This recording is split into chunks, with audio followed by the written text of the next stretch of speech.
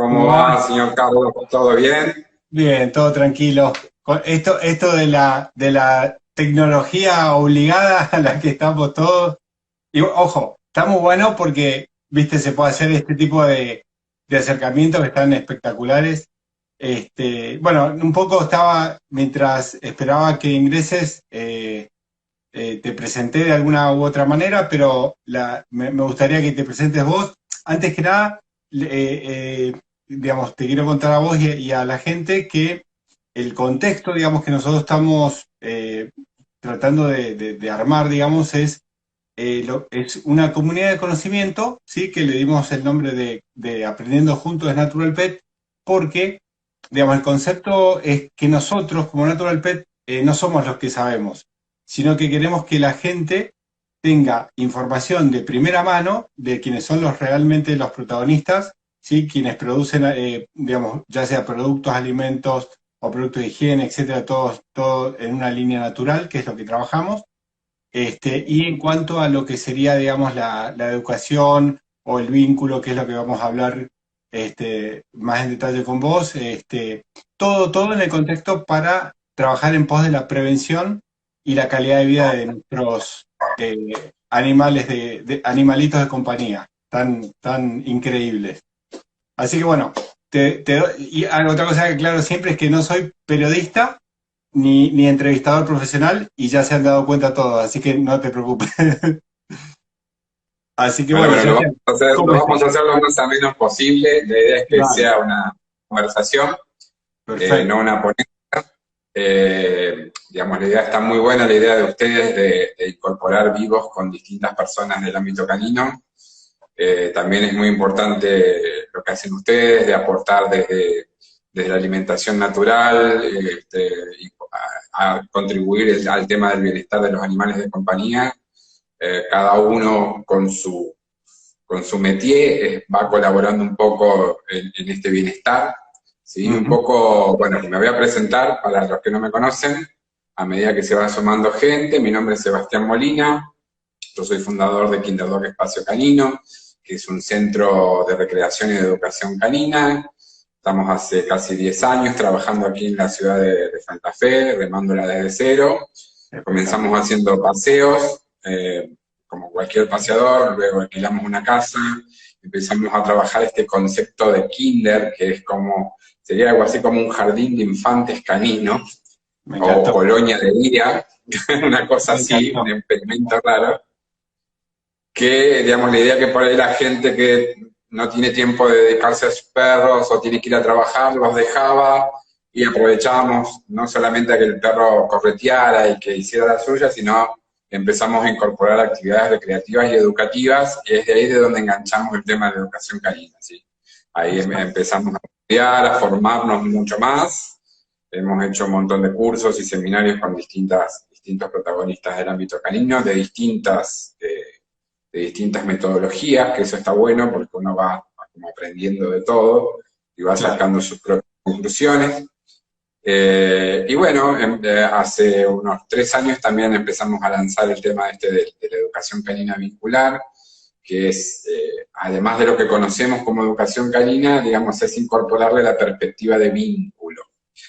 Entendemos por vínculo la relación que tenemos con nuestros perros, o sea, qué tan genuina, qué tan legítima es, y la consideramos el motor no solamente de las conductas del perro, sino de las dinámicas de esa familia, para que ambos protagonistas estén en una instancia de bienestar. Y por lo Exacto. tanto, todo lo que tiene que ver con la educación, la educación se parte desde el bienestar, tanto de la familia, de los integrantes humanos, como el integrante canino, ¿sí? Perfecto. Y hace muy poco trabajamos con la doctora Paula Calvo y Marcos Díaz Videla en antrozoología, que bueno, nos terminó de cambiar esa perspectiva de trabajo, y realmente estamos muy contentos con los resultados porque incorporamos mucho el tema familiar. O sea, trabajamos Claro. mucho más técnicas de terapia familiar aplicada a los animales de compañía que en el adiestramiento en sí mismo, el que conocemos Claro. como adiestramiento clásico, Sebastián, ¿sí? contanos porque es una palabra nueva, mejor dicho, muy nueva, la antrozoología. Uh -huh. Bueno, la antrozoología es una ciencia interdisciplinaria que estudia justamente las relaciones de los seres humanos con los animales y en especial con los animales de compañía. Bien. Es una ciencia interdisciplinaria que toma de otras disciplinas como la filosofía, como la psicología, como la sociología, como la antropología, como la veterinaria, la etología, obviamente, y es, digamos, una ciencia que aporta, por otro lado, primero, el tema de la prevención con perfiles de riesgo, con el tema de maltrato animal, y por otro lado aporta una serie de matices nuevos, metodológicos, para encarar esta cuestión de la convivencia humano-animal, ¿tá? Porque básicamente cuando alguien llama a un profesional canino es porque evidentemente hay un problema de convivencia, ¿tá? O hay problemas de comunicación, o hay problemas de que no nos logramos entender. Entonces trabajamos con antrozoología en esas dinámicas, es decir, no solamente desde el conocimiento puro etológico sobre el can, y sobre todo lo que tiene que ver con el comportamiento y la teoría del aprendizaje aplicada a los perros, sino también aplicamos terapias de familia, trabajamos sobre digamos, la normativa de la psicología estructural, ¿sí? De distintos puntos de vista. Entonces analizamos, cuando comenzamos una intervención, trabajamos con la familia completa, ¿sí? Entonces el problema del perro, por ejemplo, el problema que te llaman es que, por ejemplo, el perro hace pozos en el jardín, y bueno, el problema no es del perro, el problema es familiar, ¿tá? Claro, porque lo primero que ocurre es eso, ¿no? Que van como a decirte, mira, él tiene este problema, ¿no? Te dicen eso, ¿no? Primero, siempre el problema es del perro, primero. Perro, tal cual. Y después cuando hacemos ese paneo nos damos cuenta que en realidad en el 80% de los casos, porque obviamente hay casos de distinta índole, de distinta gravedad, pero la mayoría no son problemas de conducta. O sea, la gente te llama diciendo, mira, tengo un problema con el perro, se está portando mal, o no me hace caso, o me rompió todo, ¿sí? Pero en realidad, digamos, no lo podríamos caracterizar como problemas de conducta, sino respuestas emocionales a necesidades no satisfechas. En el 80% de los casos estamos hablando, ¿sí? Sí. Y esto es una característica bastante común y al mismo tiempo es difícil de entender porque cuando uno incorpora a un perro, un gato, cualquier animal de compañía en su vida, se supone o se supondría, partimos del supuesto de que por lo menos tengo los conocimientos mínimos sobre ese animal y sobre las necesidades de su especie, mínimas. Claro, claro. Y después encontramos con que no, con que los propietarios, los dueños o los tutores, como lo queramos llamar, últimamente estamos usando mucho la palabra tutor porque en realidad no somos dueños de nada. Exacto. Así que cuando hablamos de tutor, hablamos de lo que antes se llamaba como propietario, como dueño, o custodio. O que se decía amo antes. Amo, ese era peor todavía. Sí. Y bueno, nos encontramos con esto, digamos, de que la gente no alcanza a comprender las necesidades básicas de una especie. Entonces, los problemas que emite el perro son respuestas emocionales al estrés por no tener el grado de esparcimiento suficiente, el grado de libertad suficiente, el grado de cobertura de sus instintos suficiente. Entonces, claro, obviamente, como el perro no habla y no nos puede poner la queja a nosotros, digamos, emite una serie de conductas que tienen que ver con las descargas de estrés, como por ejemplo destruir los muebles y todo ese tipo de cosas. Y el humano los interpreta como... que para colmo el humano los interpreta como viene. Exactamente, lo que vos decís es muy importante porque a su vez hay una interpretación de esas conductas que generalmente va a detrimento del perro. Porque claro, generalmente esas conductas se explican a través del antropomorfismo, es decir, de la humanización. ¿Sí? Cuando los humanos, digamos, le atribuimos cualidades humanas a seres no humanos. Exacto. Entonces, un ejemplo, por ejemplo, es como decir, bueno, lo hizo por venganza, lo hizo porque me odia, lo hizo porque está celoso. Digamos, toda esa serie de emociones humanas que son bastante complejas. Y no es que el perro no tenga emociones, de hecho las tiene, pero todavía está en estudio el hecho de que el animal pueda procesar emociones mucho más complejas y más abstractas como la venganza o como los celos.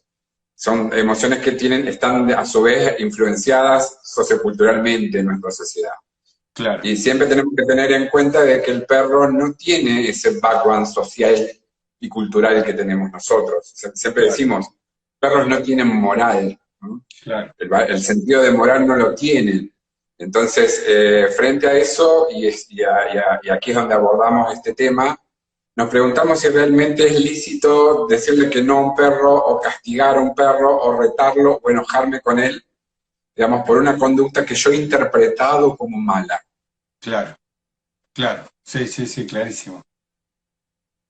Entonces ahí nos encontramos justamente por eso es tan importante trabajar con el ser humano tanto y a la par que con el perro, porque uno tiene que analizar la cosmovisión que tiene ese ser humano con respecto al perro, qué expectativas tiene, o sea, qué espera del perro, qué es para él un buen perro, ¿sí? Y eso también está dado por el tema de la cultura, de las películas, de las series, donde aparece el perro trayendo las pantuflitas siempre bueno, y good boy, y toda esa historia así media Disney, media Disneylandia de cómo debería ser un perro, siempre representado como un ser medio tonto y buenón e incondicional. Y por ahí, digamos, cuando nos encontramos con la realidad, esas expectativas por ahí nos generan un poco de incomodidad, ¿no? O de conflicto, entonces nos ponemos nerviosos, nos enojamos con el perro y demás. Claro. Entonces, ¿cómo es el lapsus entre lo que la gente cree que va a recibir, es decir, hablando literalmente de su perro, y cuando se encuentra con vos, se encuentra que prácticamente es el protagonista del problema en el 80 y pico de los casos? ¿Cómo es esa transformación de esa persona que de pronto vos le haces ver, digamos, o la misma persona se da cuenta que es gran parte del problema? Mira, como educadores caninos tenemos que tener bastante cuidado, ¿sí? Porque por ahí las personas toman, por ejemplo, vamos al tema de que el perro hace pichí y está la típica de refregarle el hocico en el pichí para que aprenda que no lo debe hacer ahí. A veces nos encontramos con casos de la persona que uno lo pensaría, bueno, pero esto es, digamos, una educación muy aversiva, es maltrato, es abuso, pero a veces las personas lo hacen con las mejores buenas intenciones porque es lo que creen que está bien, o porque le dijo un vecino, o porque le dijo un adiestrador de otro palo, y por ahí lo hace como diciendo, bueno, le estoy enseñando, es para su bien. Claro, entonces no siempre hay, digamos, un parámetro malicioso con el tema de los humanos. Uno tiene que entender mucho al humano, teniendo en cuenta, digamos, qué experiencia tiene con perros, si ha tenido perros antes, qué es lo que vos decís, qué es lo que espera del perro. Entonces, lo que primero tenés que hacer es tratar de no decirle al cliente, al humano, no, porque esto que vos estás haciendo está muy mal. Yo, años atrás, me encontraba haciendo casi un milico, retando a los dueños, no, porque esto, no le podés refregar el hocico en el pichí, porque va. ¿Y qué es lo que pasaba? Digamos, la gente se sentía tan apabullada, se sentía tan culpable por efectuar algo que ellos no sabían, que terminaban abandonando las clases. Claro, por vergüenza. Claro, ¿qué estoy haciendo mal? Decía yo, si estoy trayendo todo mi conocimiento acá con mi cajita de herramientas, y la gente se me iba. Y pasaba por eso, porque uno primero tiene que trabajar sobre el bienestar humano, porque si no hay bienestar humano, no hay bienestar animal. Claro. Entonces nosotros siempre tenemos en nuestra formación como educadores caninos, siempre nos preocupamos por el bienestar del animal, por las necesidades del animal, por estudiar las conductas, todo lo que tenga que ver con lo técnico, con lo etológico, ¿sí? Pero nunca nos ponemos a estudiar o analizar o a estructurar la intervención con el ser humano. Claro. Y si no podemos influir en el comportamiento del ser humano, no podremos influir en el comportamiento del animal. Es una ecuación simple. Clarísimo. Sí. Entonces acá donde un poco hablamos de este tema que nos convoca, que es justamente si es justo o si es lícito enojarse con el perro cuando el perro se manda algún moco, una cagada o algo que nos desagrada. Por suerte, voy a hacer una pequeña, breve reseña de la historia de la educación canina, del adiestramiento, muy, muy pequeña, como para que la gente encuadre un poco por qué la educación canina fue mutando y hemos tenido distintas escuelas, distintos modelos de trabajo. Al principio, digamos, el adiestramiento de perros estaba, digamos, estaba muy concentrado en el tema de perros de trabajo, ¿sí? Sí. Y, digamos, y cuando comenzó a llegar al tema de la convivencia familiar, se trató de copiar ese mismo modelo, pero también, digamos, tenía el aliciente, digamos, que la corrección o la forma de educación era muy aversiva. Cuando hablamos de aversivo, entendemos aquello que nadie quiere en su vida, que es molesto y que me incomoda y que no quiero tener. ¿Ah? Claro. En el caso de los perros, digamos, el tema de trabajar con métodos aversivos tiene que ver con, por ejemplo, darle collarazos o puntazos o pataditas, sí. o la corrección con el ahorque. Sí. Y eso también tiene que ver mucho un poco con la época en que se dio esto fue hace 45, 50 años más o menos, que fue, digamos, un poco más en la luz pública. Pero después fue mutando porque a partir del estudio de la ciencia y a partir de, como todo, las sociedades van evolucionando, el rol del perro fue cambiando. Entonces, el hecho de corregir aversivamente empezó a ser mal visto, ¿tá? Se empezó a ver como maltrato animal. Vamos a dar un ejemplo de esto. Supongamos que queremos enseñarle al perro a echarse, ¿sí? A echarse sobre su panza.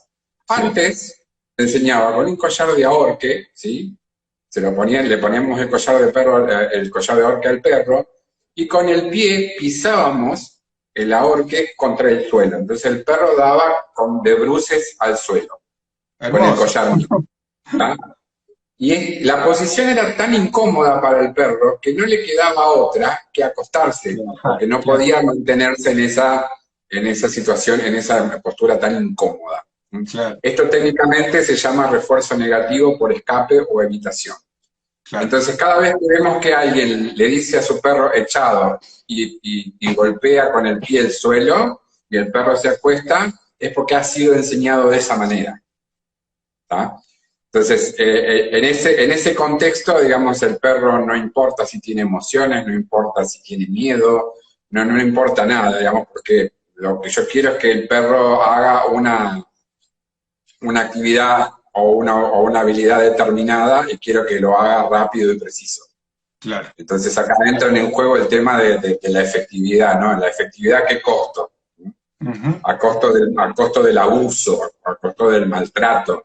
Porque imaginemos, si tenemos nuestros hijos, la profesora de matemática, si tu hijo se equivoca en una ecuación, le pega un reglazo o lo manda a arrodillarse con las rodillas desnudas del maíz. Claro. No sé si te acordás, que era así. Claro, que era así, claro. Bueno, eso fue cambiando, obviamente, pero en un determinado tiempo de la sociedad estaba bien visto, por lo menos no era criticado. ¿Tá? Entonces, como respuesta a esto, surgió la educación en positivo, es decir, en lugar de generar la corrección a partir de ese estímulo aversivo, de esa incomodidad o de esa intrusión hacia el perro, se empezó a trabajar con premios, o con premios comestibles o con juguetes.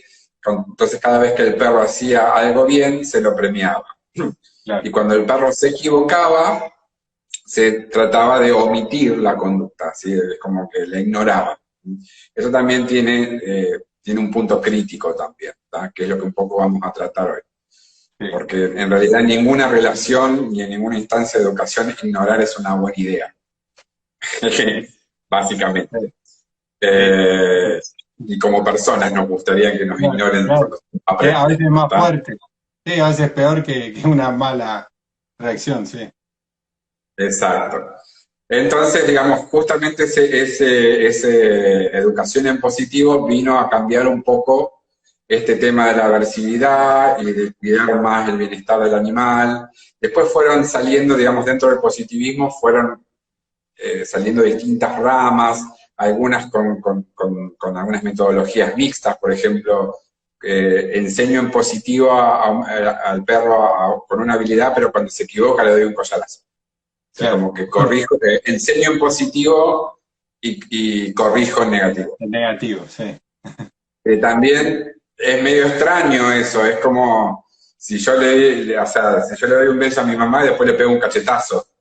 O sea, no tiene mucha coherencia. Y sobre todo, este tema de trabajar con el miedo o con el escape o la evitación de la situación desagradable lleva a que el perro trabaje por renuncia. O sea, que obedezca porque no, o sea, no le queda otra. Claro. Porque aparte estamos utilizando el tema del miedo ahí, ¿sí? Claro. Entonces, no es bueno aprender con miedo. ¿Y qué pasa? Esas técnicas eran evidentemente más efectivas, porque si yo te amenazo con una pistola y te pido algo, vos lo vas a hacer enseguida. Sí. Entonces, no pasa por ser efectivo acá, claro, ni por lo rápido que aprenda el perro, pasa por respetar el animal, digamos, respetar el perro como un ser sintiente, como emociones, como un individuo, que merece nuestro respeto. Y por lo tanto, digamos, no podemos enseñar de esa manera. Exacto. Entonces, básicamente por eso, digamos, se empezó a hablar de abuso con estas técnicas aversivas, pero también se llegó a un punto de decir, bueno, también decirle no al perro, marcarle un límite, también es maltrato animal. Claro. Y acá vamos a ver, porque acá entramos en un terreno que es bastante controversial, por decirlo de alguna manera, porque en realidad tenemos que separar bien las aguas y ver cuándo es lícito poner un límite o marcar una corrección o poner un no. Porque no siempre es lícito. Entonces, ¿cuándo no es lícito castigar, corregir, decir no? Primero tratamos que castigar, digamos, no es ninguna buena idea. ¿tá? O sea, trabajar con castigo no es una buena idea. Pero por ahí enojarse porque el perro está haciendo algo o marcarle un no, tenemos millones de situaciones cotidianas donde eso pasa. Claro. Estamos haciendo vivo y mis perros están ladrando. Entonces yo tengo que plantearme, ¿cómo sabe el perro que Sebastián está haciendo un vivo y que necesita silencio porque está transmitiendo en Instagram con Carlos? O sea, ¿cómo lo sabe? ¿Es lícito enojarme con el perro porque el perro está ladrando mientras yo estoy haciendo vivo? ¿Y si no tiene noción? Claro. Entonces, acá es muy importante entender primero, digamos, que el perro, digamos, no, a diferencia del humano, no tiene un background sociocultural, ¿sí? A diferencia de un niño, que un niño va a una escuela, aprende una serie de valores, ese niño está inserto en una sociedad, esa sociedad tiene sus reglas, tiene sus costumbres, tiene sus pautas, mientras que con el perro no lo podemos equiparar a ese nivel con un perro, porque el perro no tiene como hablamos recién, no tiene ese sentido de moral, o ese sentido de justicia, ¿sí? Claro. O esto mucho que se dice que el perro es incondicional. Para mí no es el perro incondicional. O sea, el perro va a ser incondicional si nosotros somos incondicionales con ellos. Claro. Por naturaleza, para mí, el perro no es incondicional. Por naturaleza. Claro. Así que bueno, un poco planteando este tema, siempre tenemos que separar un poco cuándo es lícito y cuándo no es lícito. Entonces, cuando no se conoce de perros, o cuando no se conoce las conductas típicas de la especie, tampoco es lícito retar o decir que no. Supongamos cuando el perro vamos por el parque y se arrastra en caca o en algo muerto, que nosotros nos queremos agarrar los pelos porque se ensució, que lo vamos a tener que bañar. Pero es una conducta instintiva. O sea, es algo que forma parte de ser perro. Obviamente es un bajón tener que bañar al perro cuando no tenías la idea de bañarlo. Claro. O una obligación que apareció de golpe. Entonces, o sea, no es lícito enojarse con el perro. Puedo putear un poco yo, pero conmigo mismo, claro, tengo que bañar. No puedo enojar con el perro, porque el perro está emitiendo una conducta propia de su especie. Claro. Y como así hay un millón de conductas que los seres humanos interpretan como malas conductas, y en realidad son conductas específicas. ¿va? Claro. Hasta oler en un paseo. Hay mucha gente que considera que es negativo que el perro huela. Increíble. O sea, esto presupone necesariamente, entonces, primero, el autocontrol humano, porque, digamos, lo primero que entra en juego es uno, ¿no? Ante una acción de nuestro perro. ¿No? O sea, el primero que tiene que actuar, o mejor dicho, no actuar en negativo es uno mismo. Ujú.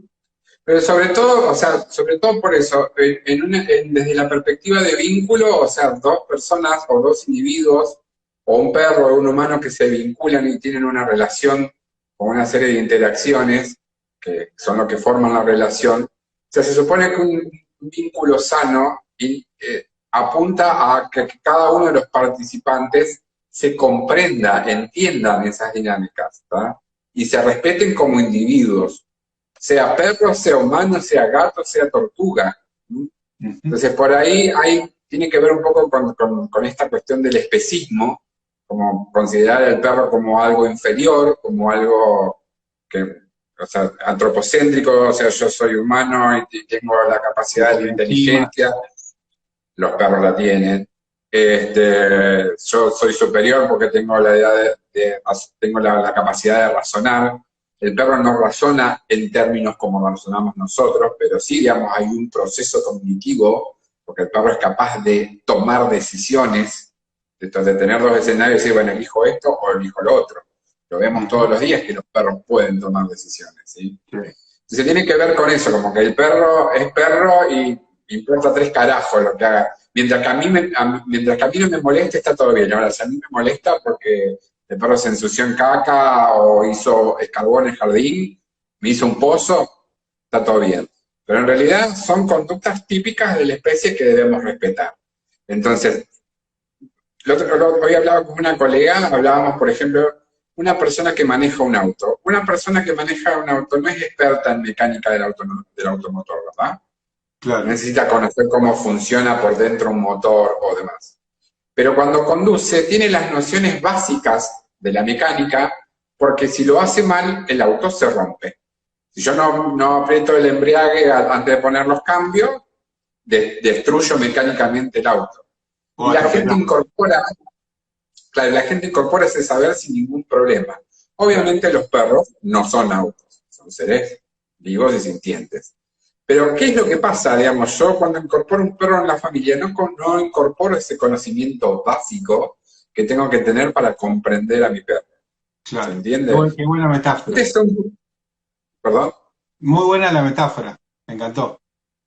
Claro, porque es lo mismo. Y si nosotros nos ponemos a ver todas las cuestiones, todos los procesos cognitivos que entran en juego cuando uno conduce un auto, que son totalmente los mismos procesos que podés llevar cuando vos salís a pasear a tu perro, de ver qué perro se acerca, qué no se acerca, cómo, si cruzar la calle, cómo manejar la correa, cómo destensarla. Pasa lo mismo, y son, digamos, procesos cognitivos que el ser humano los tiene tan incorporados que lo hace sin pensar. Claro, Vos conducís un auto, o sea, no salís a la calle con la idea que vas a chocar. claro, Pero eso no quiere decir que venga un loco por un costado y te choque. claro. Entonces, ¿qué tiene que ver con los perros? Esto justamente que la gente sale con sus perros, pero no sale con la misma habilidad cognitiva que sale como cuando sale con el auto. Claro. Porque tira de la correa, no entiende las necesidades, no deja olfatear el perro porque estoy Sí, sí, apurado. sí, totalmente. eh, Viene un perro, otro perro, lo alzo porque tengo miedo que se peleen. Sí, sí, sí. Entran todas unas cuestiones de miedos y de frustraciones y de temores que no son. Cuando vos ves a esa misma persona conduciendo, yo me pregunto, ¿cómo no tiene miedo que la choque? Claro, ¿Se claro. entiende? Sí, Entonces, pasa aparte por ahí. Santiago, Entonces, vos sabés que, te agrego una cosita, vos sabés que ese mismo concepto, mirá qué loco, también se da exactamente igual para la parte de nutrición, para la parte de cuidados, para la parte de higiene. Es decir, la improvisación es rotunda y generalizada, porque lo mismo que esto que vos decís del conocimiento básico de las necesidades, yo te juro que la inmensísima mayoría de tutores no tiene idea de lo que tiene que comer, cómo tiene que comer, qué no tiene que comer y nada. Y viene una improvisación o si no, se terceriza todo este tipo de decisiones en el veterinario, que primero que no está todo el día con el animal, ni mucho menos, que ve no sé cuántos animales por día diferentes, no tiene el contexto de ese animal con su propio contexto, justamente. Y uno, viste, como que los padres terminan delegando todo, ¿no? O sea, desde la higiene, todo, todos los cuidados básicos, todo, en lugar de hacerse cargo. Perdón si sueno como medio que estoy retando, pero vos sabés que se aplica igual. Me llamó la atención.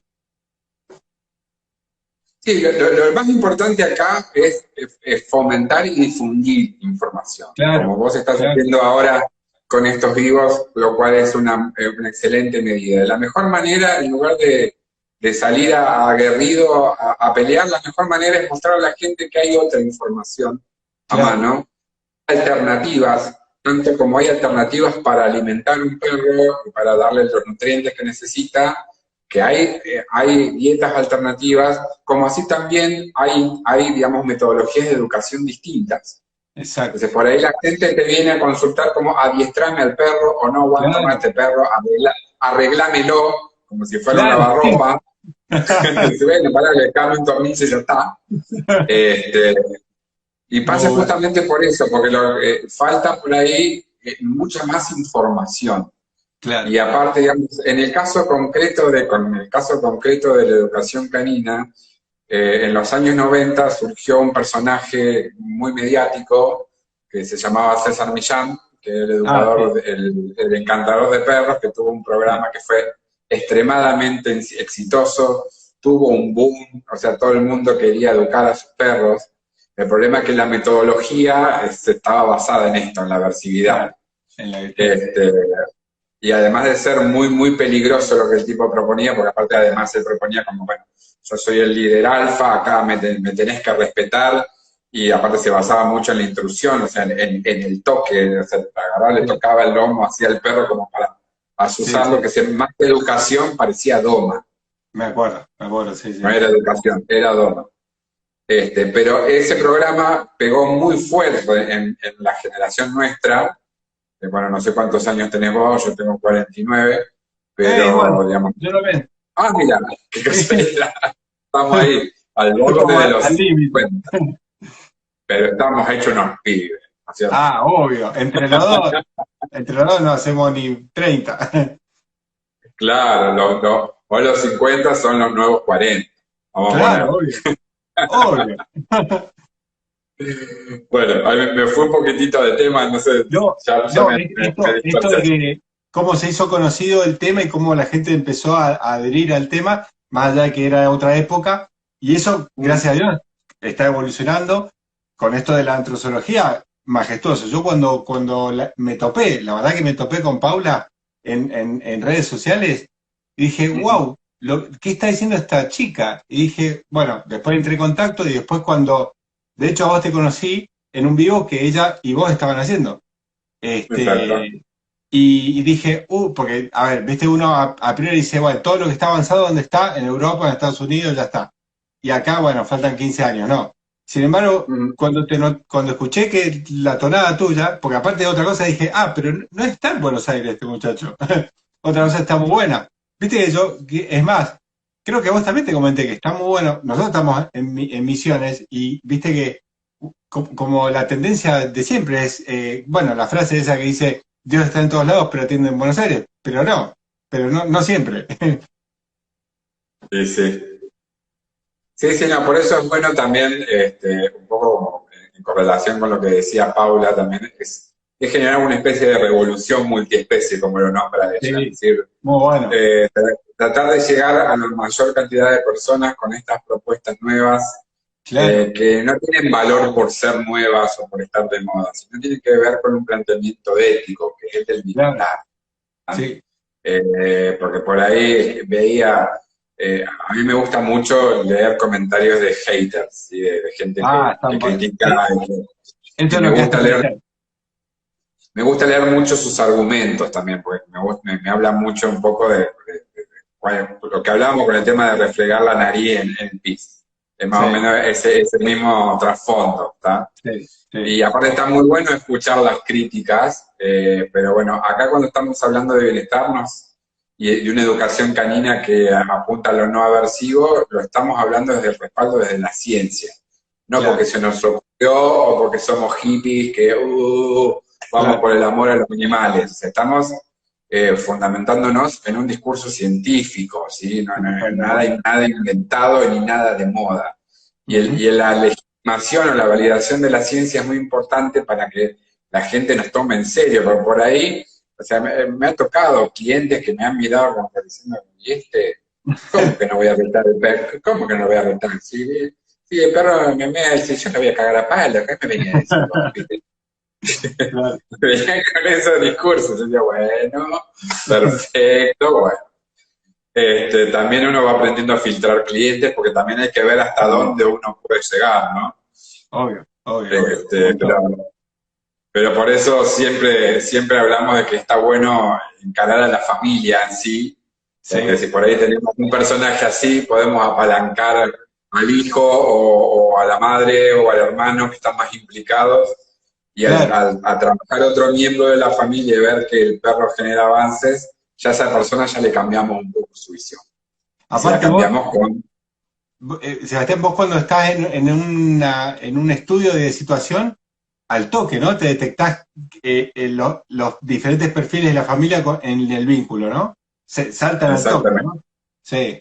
Y ese es un aporte que aprendí de la antrozoología, justamente, porque justamente esto viene de la psicología y nos permite identificar perfiles que tienen que ver, digamos, con patrones o con parámetros que generalmente se cumplen, ¿no? Claro. Tienen que ver con el sexo, con la edad, con el tipo de apego, con el tipo de educación. Entonces ya podemos venir con más herramientas. En lugar de confrontar con esa persona, podemos involucrarla desde otro lugar, sino desde el punto, no, eso que estás haciendo está mal. Claro. Porque aparte vos no te puedes meter en una familia a decirle lo que está bien y lo que está mal. Claro. Porque vos venís de afuera. Vos sos un extraño en una familia, ¿está? Lo peor que podés hacer como educador canino actual es venir a cagar a pedo a todo el mundo. Esto está mal. Porque lo que vas a lograr, que esa familia no te llame más y el pobre perro que la está pasando para el orto, la va a seguir pasando mal. Entonces tu trabajo no lo cumpliste. Entonces digamos, no pudiste salvar un perro, digamos, de una vida frustrante. Entonces hay que tener cuidado con eso de retar o de confrontar. O sea, la idea es tratar de generar empatía, pero a partir del conocimiento, no de que, ay, qué lindos los perritos. No, mirá, hay estudios que demuestran que esto es así, o si nos fijamos en el perro, esto es asá, lo podés comprobar, o qué te parece a vos, o vos qué observás. Entonces, estás implicando al cliente en lugar de ponerlo en una posición de observador o de evaluador de tu trabajo. Claro. Entonces, en mi laburo, o sea, yo intento que ellos evalúen su trabajo con el perro, no que me evalúen a mí. Claro. Entonces, yo no soy nadie para decirle a la persona... Sí. No, ¿tenés identificado más o menos un rango de edades digamos, que te escuchen más o porque sí, me da un montón, ¿no? Por ejemplo, todo lo que tenga que ver con la generación millennial y centennial, digamos, son como clientes ideales porque han crecido con una conciencia sobre el bienestar animal mucho mayor que nuestra generación. ¿tá? Claro. Porque son chicos que les importan las causas, que les importa la defensa del indefenso, de la naturaleza, del medio ambiente, de los animales. Entonces tenés otro tipo de percepción y otro tipo de actitud hacia el aprendizaje. O sea, mis mejores clientes son chicos de 20 a 30 años. Son mis mejores clientes. Sí. Y es un placer trabajar con ellos. Y en cuanto a perros, porque también está la clásica, los perros malos, los perros buenos, los perros agresivos, ¿viste? También hay todo un prejuzgamiento con eso. En cuanto a las razas, ¿te has topado con ciertas razas en mayor medida o es re aleatorio? Mira, yo manejo distintos casos, pero lo que sí hay una, que no es coincidencia en realidad, pero hay una serie de patrones que tienen que ver con tipos de perfiles de personas con determinadas razas, ¿sí? Ajá. Por ejemplo, por darte un ejemplo, el tema de la tenencia de pitbulls o razas mal llamadas potencialmente peligrosas, razas fuertes. Sí. No. Digamos, ahí se puede trazar, o sea, sin generalizar, se puede trazar una serie de patrones que coinciden entre la personalidad de la persona y la elección del perro que tuvo o que Sí, decidió tener. sí, Y también en la percepción de cómo ve a ese perro, ¿no? Entonces, claro. ese es un gran problema porque la gente adquiere razas o por estatus social o porque lo vio en una película o porque le gustó porque era lindo, pero no sabe un pomo de la raza y después vienen los problemas, obviamente. Claro. Entonces, O cuando esto es una frase hecha, pero es una frase hecha, pero es posta, sí, digamos. Hay perros peligrosos o no peligrosos, ¿sí? claro. O sea, hay La otra perros típica, hechos peligrosos. claro, claro, es cierto, educados como peligrosos. La otra típica es cuando se O no adquiere, educados, o no claro, o educados. no educado. No, decía, la otra es cuando se adopta o compra, ponele, bueno, por un regalo, ¿no? Como si fuera el regalo para mi hijo, el juguete que le regalo a mi hijo que viene justamente a ser el perro. Eso también, ¿no? Se da mucho. Que Sí, después dicen, y además, ahora, porque, además volvemos al tema de las dinámicas familiares. O sea, yo no puedo regalar, o sea, tengo casos, millones de casos, donde el padre le regala al hijo un perro para que sea responsable. Después el hijo no le da ni cinco de pelota al perro, el perro anda bollando. O sea, no es un tamagotchi un perro, ¿sí? O sea, no es que ya, bueno, me aburrí de darle comer que se muera, no importa, ¿tá? O sea, los perros no son regalos, no son objetos de intercambio. ¿tá? Eso tenemos que tener en cuenta y concientizar. El tema es sí, que lamentablemente sigue esta problemática. Y por sí, supuesto, donde pasa eso, hay problemas, hay situaciones problemáticas. Porque exacto. obviamente piensan que es como un peluche, que lo único que va a necesitar es agua, comida y veterinario y nada más, y el resto que se arregle, o que las familias se van pasando la responsabilidad del perro. No, no, hacete cargo del perro vos, no, hacete cargo del perro vos. Y el perro en el medio dando vuelta, emitiendo una serie de conductas estresantes que la gente encima las ve como malas conductas y encima reta al perro por eso. Entonces el perro la liga Sí, doble. sí, O sí, sí, sea, liga la desatención de sus necesidades y también liga el reto por expresarlas.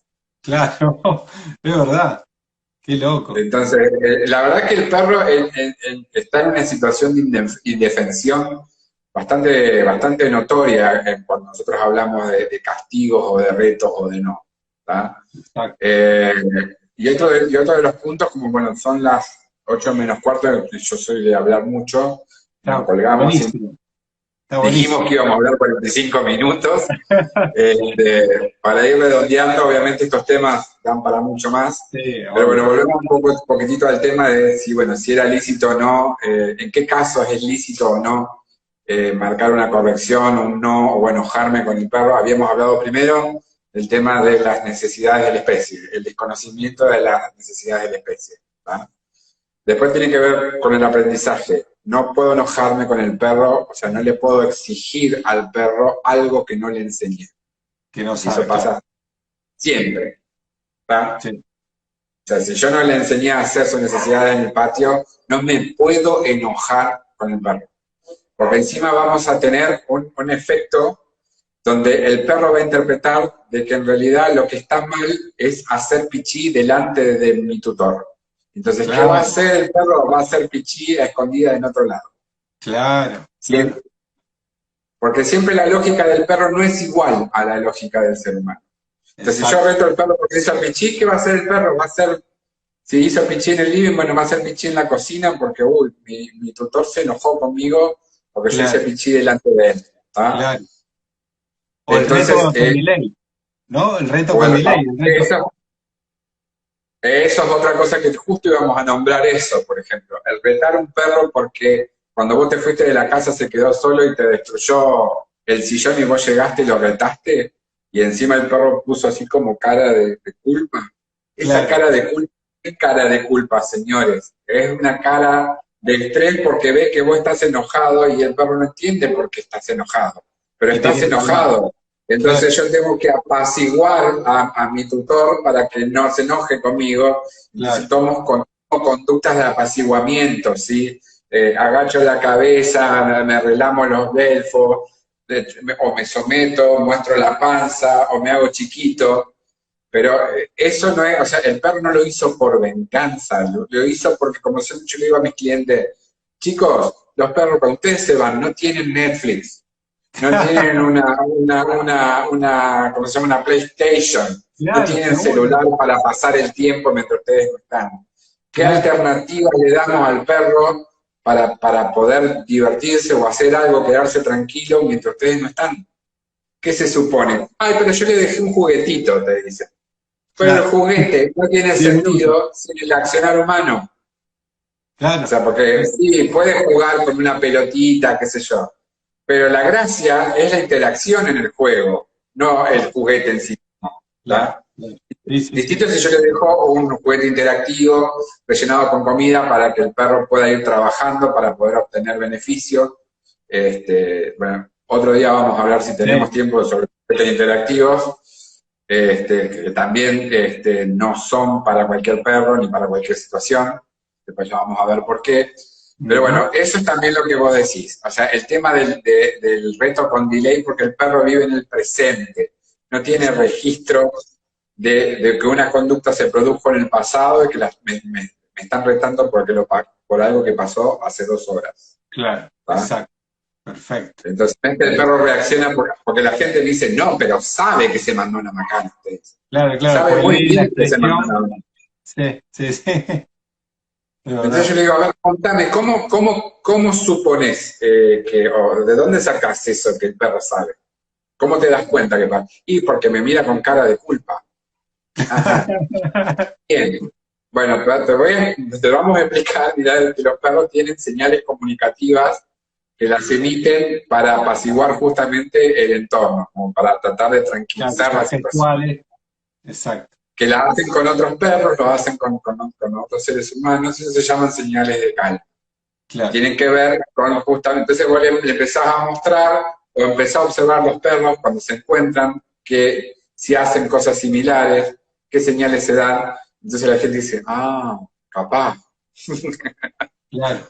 Pero, Exacto. pero en lugar de retar al cliente, le decís, bueno, contame de dónde dedujiste eso. Entonces, ahí te Claro. das cuenta que hay factores de antropomorfismo negativo. Bueno, el Exacto. antropomorfismo no siempre es negativo, puede volverse a nuestro favor, sobre todo También está cuando todo. tratamos de hacerle entender a la gente, como te hablaba, por ejemplo, de la metáfora del auto y de los cambios.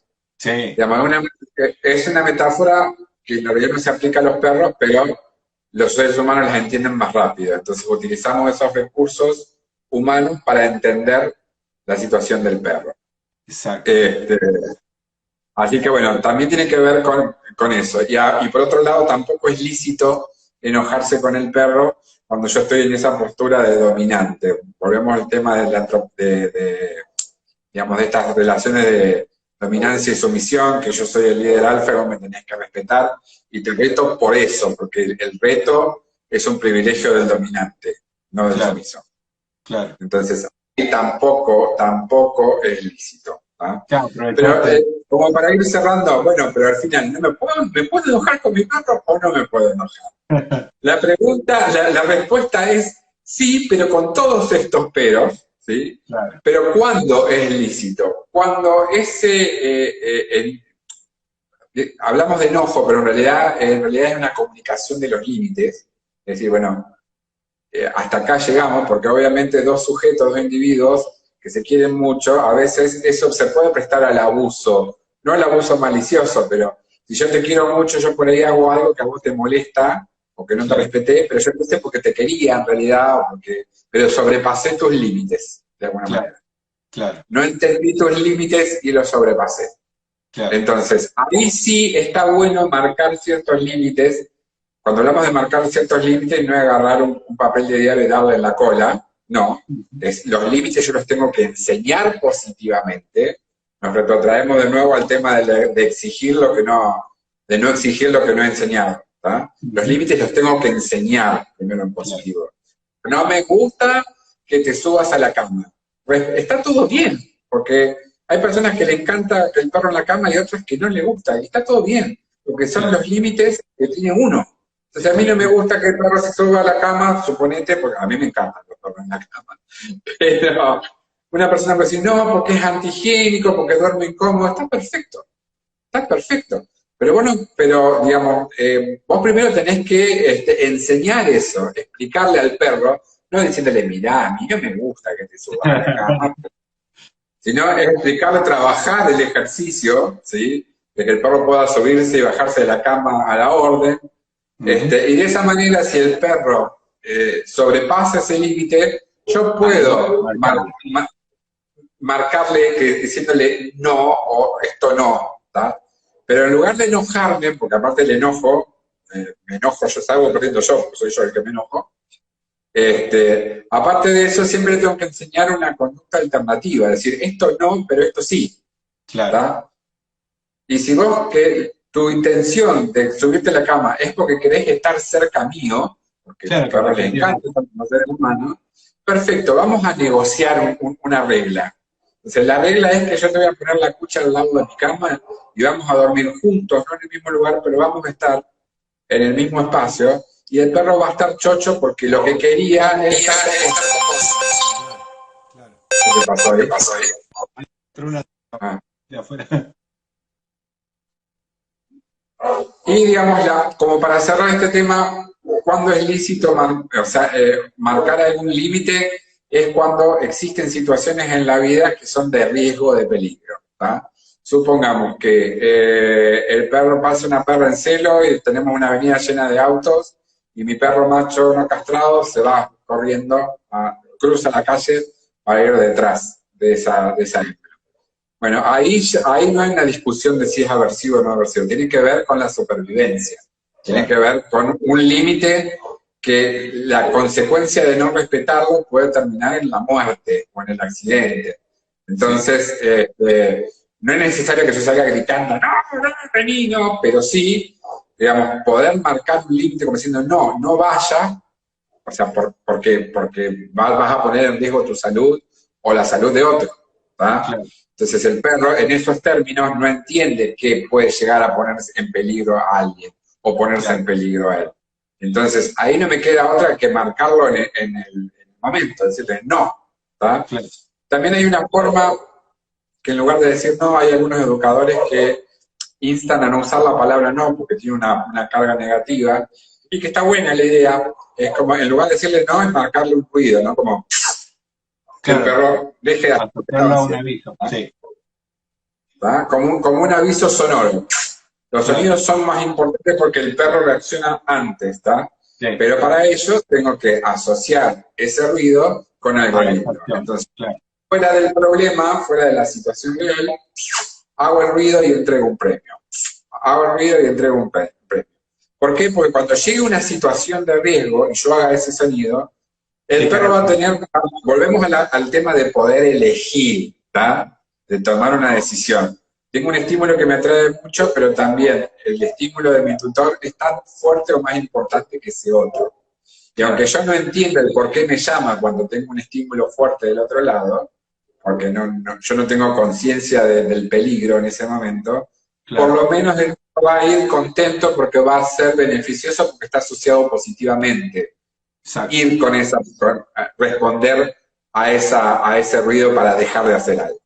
Clarísimo. Así que bueno, básicamente muy resumido, tenía más cosas para charlar, pero se dio muy lejos.